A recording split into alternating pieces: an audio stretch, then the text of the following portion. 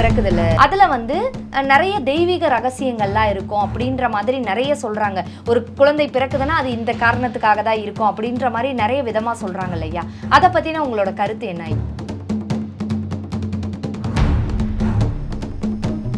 இன்னைக்கு ஒரு குழந்தை பிறந்து அந்த குழந்தையினுடைய ஜாதகத்தை நம்ம பார்க்குறோம். அப்போ ஜாதகத்தை தானே ஃபஸ்ட் எடுத்தது அந்த ஜனனத்தை பார்த்து அந்த ஜனன ரீதியாக ஜாதகத்தை கணித்து அந்த ஜாதக ரீதியாக பலாபலன்களை எல்லாம் நம்ம சொல்கிறோம்.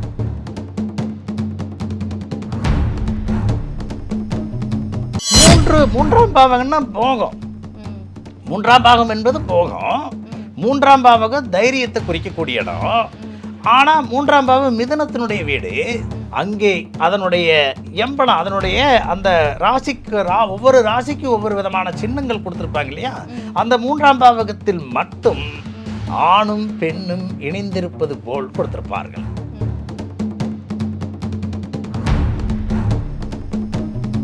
பத்து குடைவனு சனி, பொறுப்பற்று பணப்பற்று எல்லா பற்றுக்கும் உரியவனும் சனி.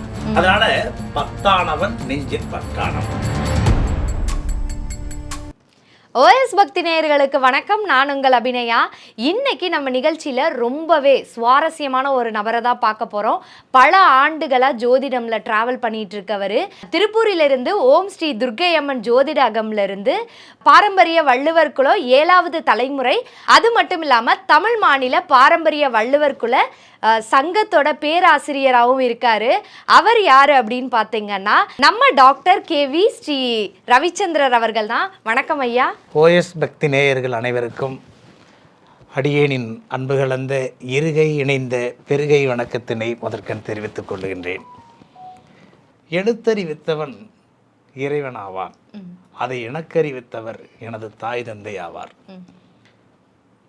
எண்ணும் எழுத்தும் கண்ணனத்தகும், வள்ளுவமும் ஜோதிடமும் பொன்னெனத்தகும் என்கின்ற மாணிக்க வரிகளோடு OS பக்தி சேனலினுடைய நேயர்கள் அனைவருக்கும் மீண்டும் எனது நன்றிகளை தெரிவித்துக் கொள்கின்றேன். அன்பானவர்களே, ஜோதிடத்தில் குழந்தை பிறக்கின்ற ரகசியம் என்பது தெய்வீக ரகசியம். அந்த தெய்வீகம் பிறப்பு அப்படின்னு சொன்னாலே இன்னைக்கு ஒரு குழந்தை பிறந்து அந்த குழந்தையினுடைய ஜாதகத்தை நம்ம பார்க்குறோம். அப்போ ஜாதகத்தை தானே ஃபஸ்ட் எடுத்தது அந்த ஜனனத்தை பார்த்து அந்த ஜனன ரீதியாக ஜாதகத்தை கணித்து அந்த ஜாதக ரீதியாக பலாபலன்களை எல்லாம் நம்ம சொல்கிறோம். அப்போ அது தெய்வீக ரகசியங்கிற ஒரு வார்த்தையை நீங்கள் முன்னுக்கு வச்சுட்டீங்க.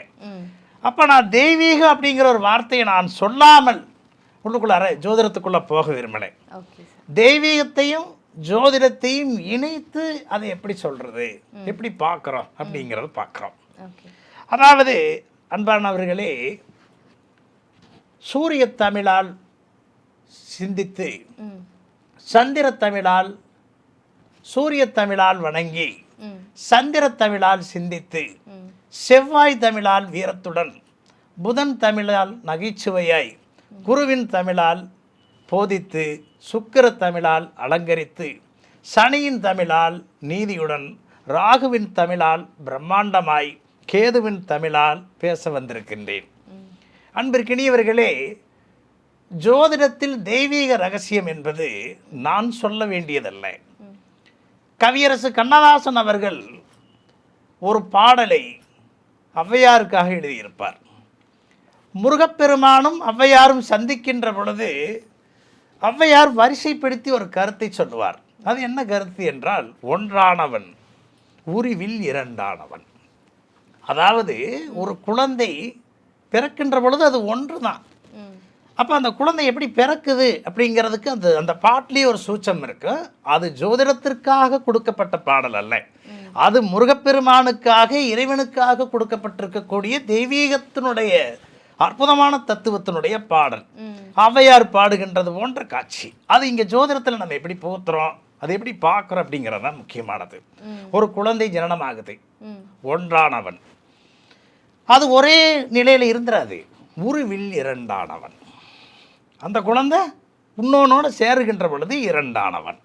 அப்போ ரெண்டுங்கிறது, ஒன்றுங்கிறது ஜாதக, ரெண்டுங்கிறது குடும்பம், ரெண்டுங்கிறது வாழ்க்கையை அங்கே ஆரம்பிக்குது. அதுதான் உருவில் இரண்டானவன். அப்போ ரெண்டு பேரும் சேர்ந்தா தான் கணவனும் மனைவியும் இருவரும் இணைந்தால்தான் அது குடும்பம்.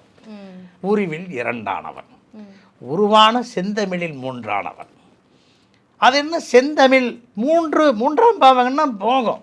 ம். மூன்றாம் பாகம் என்பது போகம். மூன்றாம் பாவகம் தைரியத்தை குறிக்கக்கூடிய இடம். ஆனால் மூன்றாம் பாவம் மிதுனத்தினுடைய வீடு. அங்கே அதனுடைய எம்பளம், அதனுடைய அந்த ராசிக்கு ஒவ்வொரு ராசிக்கு ஒவ்வொரு விதமான சின்னங்கள் கொடுத்துருப்பாங்க இல்லையா? அந்த மூன்றாம் பாவகத்தில் மட்டும் ஆணும் பெண்ணும் இணைந்திருப்பது போல் கொடுத்திருப்பார்கள். 2 ஆணும் பெண்ணும் கொடுத்திருப்பாங்க. அப்போ உருவான செந்தமிழ் மூன்றானவன். ஒரு மனிதன் என்ன பண்ணணும்? அவர் நல்ல ஒரு ஆணும் பெண்ணும் பேசணும். அவங்க பேசுகின்ற பொழுது அவங்களுக்குள்ளார ஒரு அன்பு ஏற்படும். அந்த அன்பு போகமாகும். அந்த போகம்தான் வாழ்க்கையினுடைய துவக்கமாக ஏற்படுகிறது. அப்போ இங்கே என்ன நடக்குது அப்படின்னா, வேற ஒன்றும் இல்லை. உருவான செந்தமிழில் மூன்றானவன், அடுத்து 4ஆனவன். 4 அப்படின்னு சொன்னால் என்னென்னா தாய். வேதங்கள் 4ஆனவன் அப்படின்னு சொல்லுவாங்க. அப்போ வேதம் என்பது 4 வேதம். ஒரு குழந்தையினுடைய உயர் கல்வி என்பது 4 உயர்கல்விக்கு 4ஆம் பாவகத்தை தான் குறிப்பிடும் அப்படிங்கிறது விதி. அப்போ குறிப்பாக பார்த்தீங்கன்னா யதார்த்தமாக 4 வேதங்களையும் அந்த 4ஆம் பாவம்னா தாய், 4ஆம் பாவக தாய், 4ஆம் பாவக வேதம், 4ஆம் பாவக உயர்கல்வி, 4ஆம் பாவக சுகம். அப்போ ஒரு குழந்தைக்கு 4ஆம் இடம் என்று சொல்லக்கூடிய தாய் தான் முதல் ஆசிரியர். அப்போ 4ஆம் பாவகம் தாய்மையை குறிக்கக்கூடிய சின்னம். அடுத்தது தான் இப்போ தான் இங்கே குழந்தை வருது வச்சுங்களேன். நமச்சிவாயா என 5ஆனவன்.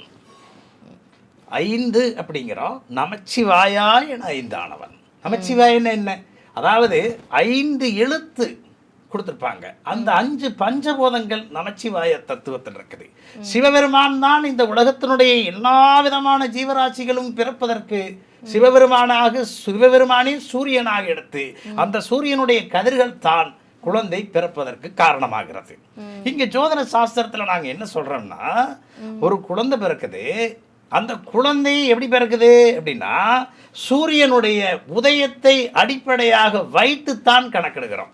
இப்ப நீங்க கேட்டீங்க இல்லையா, ஒரு குழந்தை பிறப்பில் தெய்வீக ரகசியம் என்ன என்று. இப்ப 5ஆனவன் வந்துச்சா. அடுத்தது அறுசுவைகளுக்குள் 6ஆனவன். சுவைகள் 6 இருக்குது வச்சுக்கலேன். 1 இருந்தேன், 2 3ஆம் போகத்தை தரிச்சேன், 4வது தாய்மையான, 5வது குழந்தையான, 6வது குழந்தையான 10வது இல்லையா. அறுசுவைகளுக்குள் 6ஆவன். நான் சாப்பிடணும், நான் 6 விளையாட்டு, 6 சாப்பாடு, 6 உணவு. அப்போ அறுசுவைகளுக்குள் 6ஆனவன் அப்படிங்கிறது ஒன்று. 7ஆனவன் சப்த சரங்களில் 7ஆனவன் அப்படி சொல்லுவாங்க. நீங்க பார்த்தீங்கன்னா கணவனும் மனைவியும் இணைகின்ற பொழுது அங்கே இசையாவசமாக இறைவனது அப்படிங்கிற ஒரு வார்த்தை சொல்லுவாங்க. பார்த்தீங்கன்னா கணவனும் மனைவியும் இணைகின்ற பொழுது அவங்களுக்குள் என்ன இருக்கணும் அப்படின்னா இசை இருக்கணுங்கிறான் வச்சுக்கலேன். இப்போ அது ஏன் அந்த இசையை சொல்றாங்க அப்படின்னா, இப்போ இசை மட்டும் இல்லை, ஒரு குரல், ஓசை, பேச்சு வச்சுக்கலேன். இப்போ இது எல்லாம் வரணும். அப்போ அந்த இடத்துல ஒரு பாட்டை இன்னொரு கண்ணதாசன் ஒரு பாட்டு சொல்றான். எப்படி அவர் சொல்றாருன்னா, அதாவது உன்னை காணாத கண்ணும் கண்ணல்ல, உன்னை எண்ணாத நெஞ்சும் நெஞ்சல்ல, நீ இல்லாமல் நானும் நானல்ல. அதோட முடிச்சிருக்கலாம் இல்லையா. அவர் என்ன சொல்றாரு, இது ஒரு பாட்டை சொல்றாரு. இன்னொரு இடத்துல அந்த கணவன் மனைவிக்கு பாட்டை இப்படி சொல்றாருன்னா, இன்னொரு நான் பேச நினைப்பதெல்லாம் நீ பேச வேண்டும், நீ பேச நினைப்பதெல்லாம் நான் பேச வேண்டும். இதோட முடிக்கல. சரணத்தில் அவர் என்ன சொல்றாருன்னா, நான் காணும் உலகங்கள் நீ காண வேண்டும், நீ காணும் பொருளாவும் நானாக வேண்டும். எப்படி? நான் காணும் உலகங்கள் நீ காண வேண்டும். நான் பார்க்கறதெல்லாம் நீ பாரு, ஆனா நீ பார்க்கிற உலகம் வந்து அது நானாத்தே இருக்கணுங்கிறாரு. அப்போ இந்த இடத்துல கண்ணதாசனுடைய அற்புதமான சக்தியை இங்க ஏன் சொல்றேன் அப்படின்னா, 7ஆம் இடம் என்பது ஸ்வரங்கள் என்பது எப்படி வரு, ஒரு குயில் கத்துது அது ஒரு ஓசை, ஒரு மயில் கத்துது அது ஒரு ஓசை, ஒரு பாடலை பாடுகிறோம் அது ஒரு ஓசை. அப்போ இது கணவன் மனைவி என்பது அவர்களுக்குள் பேச்சு வச்சுக்கல. அப்போ அதே இன்னொரு பாட்டில் சொல்றான், என்ன சொல்றாங்க, சொல்லொன்றும் மொழி ஒன்றும் பொருள் ஒன்றும் இல்லை, சொல்லாத சொல்லுக்கு விலையேதும் இல்லை. எப்படி? சொல்லொன்றும் பொருளொன்றும் மொழியொன்றும் இல்லை. அங்க பேசாமலும் இருக்கலாம், பேசவும் செய்யலாம். நீ பேசாமையே இருந்தாலும் அதுக்கு விலை மதிப்பே கிடையாதுங்கிறாரு. அதுதான் சப்த ஸ்வரங்களில் ஏனானவன். அதான் துலாம் வீடு. அந்த குழந்தை பிறக்குது, அப்புறம் குடும்பம் அமையுது, படிக்குது, அப்புறம் போகம் வருது, தாய்மைங்கிறது வந்துடுது, உயர்கல்விக்கு வருது, அப்போ பூர்வீக புண்ணிய புத்தர் இதெல்லாம் பெறுகிறது, குழந்தையா வருகிறது, அது விளையாடுது. அதுக்குன்னு அந்த குழந்தை இங்கே கண்ணதாசனவே மையப்படுத்தி பேசலாம். இறைவன் தான் விளையாட 2 பொம்மைகள் செய்தான். இறைவன் தான் விளையாட 2 பொம்மைகளை செய்தான். அந்த 2 பொம்மைகளும் சேர்ந்து தான் விளையாட இன்னொன்றை செய்தது. இது யார் சொன்னது? கண்ணதாசன் சொல்லுவார். இந்த 7ஆம் பாவம் அப்படித்தான். கணவன் மனைவி ஒண்ணு சேர்றாங்க, இவங்க 2 பேரும் சேர்ந்து என்ன பண்றாங்க, இன்னொரு குழந்தைய கொடுக்குறாங்க. இதுதான் இது 7ஆம் பாவகம். அப்புறம் சித்திக்கும் பொருள்களில் 8ஆனவன். அதாவது தன்னுடைய சிந்தைகள் அனைத்து, ஒரு மனிதனுடைய சிந்தனைகள், இப்ப நான் என்ன நினைக்கிறேன் அப்படின்னு உங்களுக்கு தெரியாது, நீங்க என்ன நினைக்கிறேன் அப்படிங்கிறது எனக்கு தெரியாது. ஒருவேளை நீங்க எனக்கு ஜாதகம்னு கேட்டீங்கன்னா நீங்க என்ன நினைக்கிறீங்கன்னு நான் சொல்லிடுறேன், அது வேற. ஆனது இந்த மாதிரி ஒரு சில விஷயங்களாலும் தெரிந்து கொள்ளலாம். ஆனால் 8ஆம் இடம் என்பது ஒரு ரகசியத்தை குறிக்கக்கூடியது. அதனாலதான் சித்திக்கக்கூடிய எல்லா விதமான சிந்தனையும் மறைமுகமாகவும் வைத்திருக்கிறாங்க அப்படிங்கிறது 8ஆம் பாவகம். தித்திக்கும் நவரச வித்தானவன். 9ஆம் பாவம் என்பது 9 பாகங்களை குறிக்கக்கூடியது, 9 கிரகங்களை குறிக்கக்கூடியது. ஒரு குழந்தைக்கு 9 கிரகங்களும் அங்கேதான் முழுமை அடைகிறது. புரியுதுங்களா? அப்படி ஒண்ணும். அப்புறம் அடுத்தது பார்த்தீங்கன்னா பற்றானவன். 10ஆனவன் நெஞ்சில் பற்றானவன். 10ஆனவன் 10 குடைவனு சனி, பொறுப்பற்று பணப்பற்று எல்லா பற்றுக்கும் உரியவனும் சனி. அதனால 10ஆனவன் நெஞ்சில் பற்றானவன். 10 என்பது ஜீவனம். ஒரு மனிதன் பிறந்து வாழ்ந்து கல்யாணம் முடிச்சு தந்தை மாயாச்சு, அவருக்கு என்ன வேணும்? ஒரு ஜீவனம் வேணும், வாழ்க்கை வேணும், ஒரு நல்ல நிலை வேணும், இல்லைங்களா?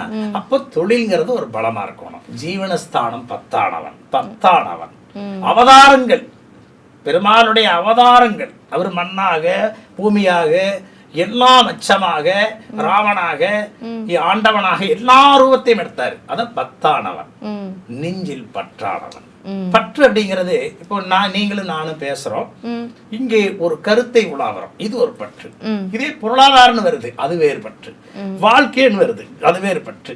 இது எல்லாத்தையும் அடையக்கூடிய இடம் 11. பன்னிருகை வேலவனை பெற்றானவன்.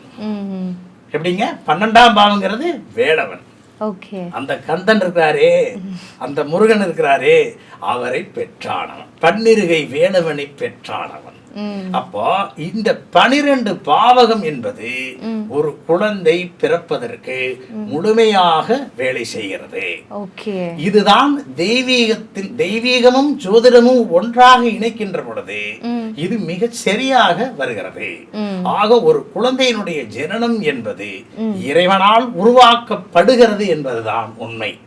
ஆனால் அந்த குழந்தை இன்னொரு தாய் தந்தை வயிற்றில் பிறக்கலாமே தவிர அவனின்றி ஓரணவும் அசையாது என்கின்ற மெய்ப்பொருளை. சரி, இப்ப பார்த்தோம் அப்படின்னா ஒரு குழந்தை பிறக்கிறதுக்கும் ஒரு தெய்வத்துக்கும் தெய்வீக ரீதியாக என்ன சம்பந்தம் இருக்குன்னு கேட்ட கேள்விக்கு முதல் பாகத்தில் ஆரம்பித்து 12ஆம் பாகத்தில் முடிச்சிங்க. அது மட்டும் இல்லாமல் எல்லா மக்களுக்குமே புரிகிற விதமாக, இப்போ கண்ணதாசன் எப்படி இதை கண்டுபிடிச்சி, எப்படி இதை பாட்டாக எழுதி, அதை நீங்கள் எப்படி இதை கண்டுபிடிச்சி இவ்வளோ தூரம் விளக்கி சொல்கிற அளவுக்கு எந்த அளவுக்கு நீங்கள் ஜோதிடத்தில் ஊறியிருக்கீங்க அப்படின்றது இப்போ பேசின இந்த முதல் உரையாடல்லே நல்லா தெரியுது சார். ஸோ கண்டிப்பாக அடுத்த எபிசோடில் உங்களை நான் இன்னும் நிறைய விஷயம் தெரிஞ்சுக்கணும்னு நினைக்கிறேன். ரொம்ப நன்றி சார். மகிழ்ச்சி. வணக்கம்.